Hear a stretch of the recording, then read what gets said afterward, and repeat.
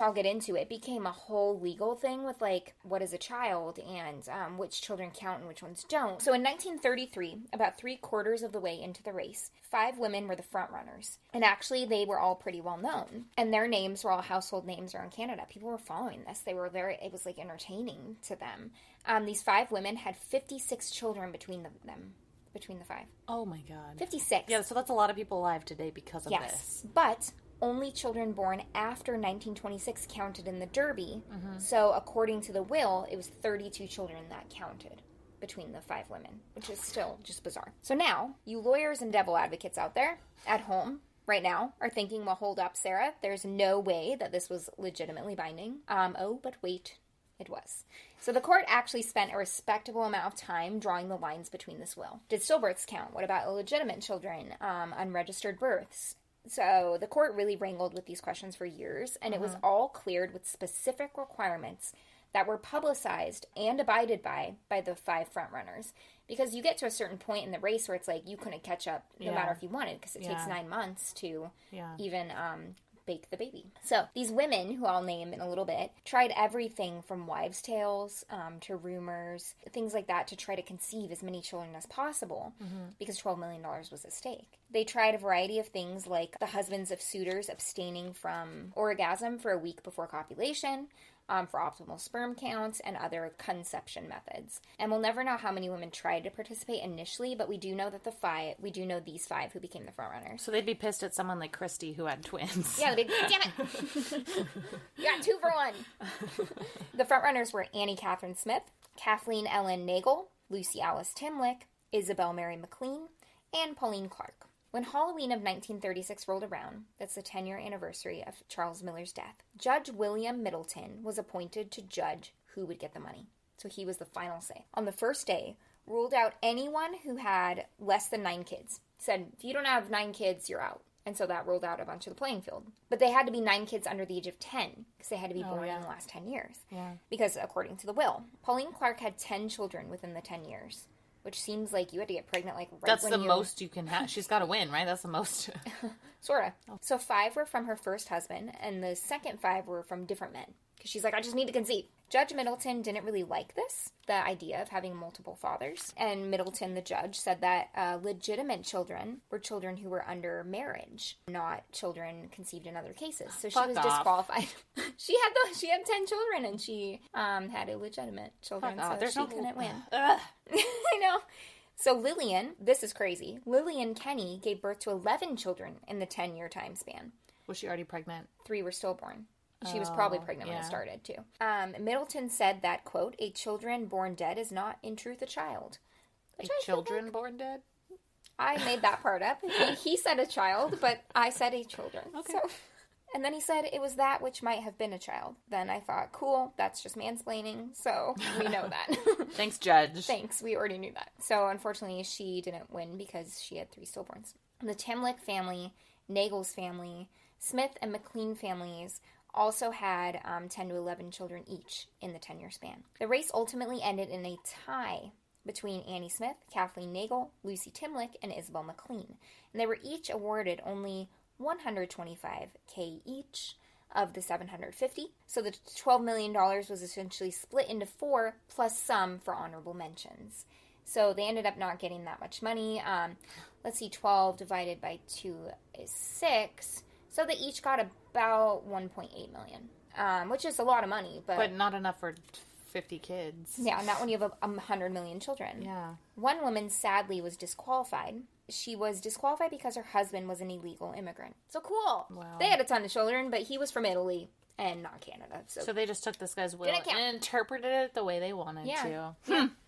These women were from lesser privileged backgrounds and mostly poverty. And the 4 big winners spent their money very sensibly, which almost makes me mad that became like a media question. They're like, how'd these poor people spend their winnings? And they're like, we paid off our house. Like, yeah, we bought food for our 30 children. We bought a reliable vehicle so we could go to work. Like, things like that. And so people were like, wow, we're so proud the poor people made a smart decision. And it's like, okay. They made the only decision they could make. Yeah, cool. So, yeah, they paid off houses, got reliable vehicles, transportation, and other vital elements of that are needed for succeeding in society. So that was some weird 10-year period in Toronto where people essentially created their own little baby farms. Body farms and baby farms. Wow. That's good. Thanks. I've never heard of that short, before. But yeah, mine was long. That's okay. I've never heard of that. Yeah, isn't That's that weird? crazy. Yeah. And it actually happened because I was like, no. How'd you find that? I honestly found it because one day I was listening to the radio on my way home from a long drive. I went to Jerome. It's in Arizona. It's like a couple hours from here. I love Jerome. Yeah, and on the way back, the radio stations were going in and out, but NPR is like always there. And the episode of This American Life was on it, and I missed about half of it, but I listened to that end part where it talked about the women, and I was like, wow, this is fascinating. And then when we picked the farm theme, I was like, ooh, I remember that weird thing. I should look that up. Yeah, that's really cool. Yeah. Good job. Thanks. I like that. Yeah, I like the way we took farms. We didn't, I like it. Yeah, so for the rest of November, we'll have like November-y themes like farms, like things like that. Yeah. So. Cool. Good job. Thanks. Do we have any house cleaning things? No, we're perfect. That's very true. That's very true. I have a funny story. Do you? Tell me. So the other day at work, I had another laughing fit and people stared at me. So I was like, that's it. My laugh is horrible. So I was like, I'm going to practice new laughs and I'm going to change my laugh. Oh my God. So, that's like me trying to smile in the mirror now that my teeth are straight. I'm like... So I sat at my desk at work and I was like, ha, ha, ha. Like I was trying out different laughs. But I did it for so long that every time I was like, ha, ha, ha, ha, ha. It made me go, every time I would try a new laugh, it would just make me go into a normal laugh. So it was just a cycle of me sitting at my desk being like, ha, ha, ha. Did people say anything? Ha. It was ridiculous. Everyone was staring at me. And I was like, I'm going to practice and get a new laugh. But it just made me laugh like normal. And then you couldn't stop laughing. Yeah. It was ridiculous. It was the most ridiculous thing ever. Everyone stared. My funny thing that happened to me is actually me just making bad choices. So I was in Hawaii for the honeymoon. And if you guys want to see some pictures and things... You guys, there's nowhere you can see those. But I will be posting on Patreon a video I made of my time in Hawaii. It's actually 30 minutes long, so sorry. But I'll be posting it there if you want to see some really cool clips from my trip. And that's for the $10 and up peoples a month. But apparently when you come back from Hawaii, everything to Phoenix that's a nonstop is a red eye. That's like your only option. And so we took a red eye on the night before Halloween. The flight was at 9:30 p.m., which it's 3 hours behind Pacific time. Oh. Pacific Standard. So it was like 12:30 a.m. here. So we get on the flight, and then it's a 6-hour flight, and my seat was like right by the bathroom, and so every time the door snapped, because they would snap, I would wake up, which was a bummer. So I would sleep for 10 minutes, wake up, sleep for 10 minutes, wake up. And the guy sitting next to me was like kind of odd. He was an older gentleman, and he kept like trying to really look over to see what I was looking at on my iPad, but like where his head was like in my, like past my shoulder.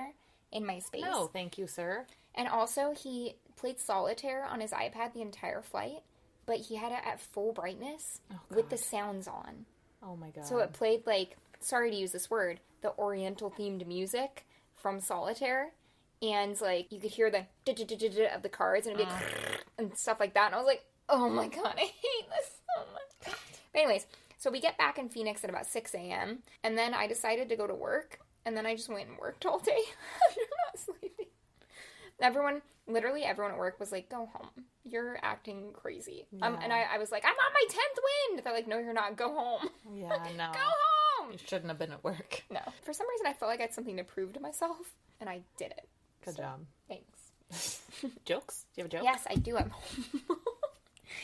I'm just glad it didn't fall on the glass. Yes. Before our jokes, I just want to tell you, if you're not following us on Instagram, please do that at luminolpod. We do giveaways and stuff sometimes. Super fun. We just shipped out some giveaway stuff recently. That's where you can also find the most up-to-date info about us. If you want to join our Patreon, it's kind of hard to find because we're explicit. So you have to type in your URL bar, patreon.com/luminolpod. And then you'll find us. So. You can email us at luminolpod@gmail.com. And then one more thing, because y'all, we love you, but where'd the reviews go? Yeah. If you like us, leave us a review, please. I mean, it doesn't even have to be 5 stars. If you like us, that's great. But thank you, Hadjo Kids, Hadjo Wife, for our latest review. Yes, thank you. That was very kind. If you leave us a review, we may send you some happy mail. So yeah. She's the best. Yeah. Oh, she's great. She has the best fucking lashes I've ever seen. So when I saw her story on Instagram the other day, I was like, girl, is that mascara? Like, tell me all about your lashes. Tell me. So this whole conversation about lashes, and I was like, doing it. I love that. I know. Yes. We have some really wonderful followers. We do. And you'll be on the wonderful list if you also leave a review. So that's how you get on. You ready for a great joke? Yes. So my friends, well, you would know this because you're my friend, but all my friends claim that I'm the cheapest person that they've ever met, like, in all of history, but I'm not buying it. Shut up. Shut up. What do you have, genius pants? My flat earther friend decided to walk to the end of the world to prove it's flat, but in the end, he came around. That's cute. Thank you. Did you guys like this episode? Yeah, let us know. Yeah. It was a different one. Yes. We got a lot of good feedback for the Halloween one, which was also different. It makes me want to do more weird circumstances. Did you guys look up Dog Travolta and Birds with Arms? Birds with Arms. I have to say, a lot of you reached out. We got some really cool Instagram messages and emails about, like, weird premonitions or, like, gut feelings that you guys have had. Keep fucking sending them. Yeah, we need more. Fascinating. Yeah, we need more, and also I would love to read them all off, but I don't want to read them if it's just, like, 5. Yeah. So keep sending them so we have a lot of them. Yeah, those are really cool. Those were really, really cool. We actually have a very special plan for Thanksgiving week, that episode, so it'll release the day before Thanksgiving, and we have some special stuff planned. It'd be really fun to read those then. Yeah. So send them to us. Send us your premonitions or, like, your weird, my gut told me to do this. And whether you listened or not, like, send us what happened. Yeah, yeah. If you don't know what we're talking about, either listen to our Halloween episode. Or GTFO. Or Snopes it. What the Snopes? Yeah. Anyway. Hey, to be frank, I'd have to change my name. That was almost my joke. Are you kidding me? Was it really? Yes. I just looked at that one. Get out of here. No. This is getting weird. Sarah and I have ESPN. Yeah, it's the bangs. Now I know what you're thinking. All right, guys. We'll see you on Sundays if you're a Patreon member. All Patreon members get early releases. And on Wednesdays, if you're everyone else. If you're a peasant, you can listen on Wednesday. I'm just kidding. That was Sarah who said that, not Caitlin. We'll see you soon. I'll take credit. Bye, kids. Bye, Illuminati.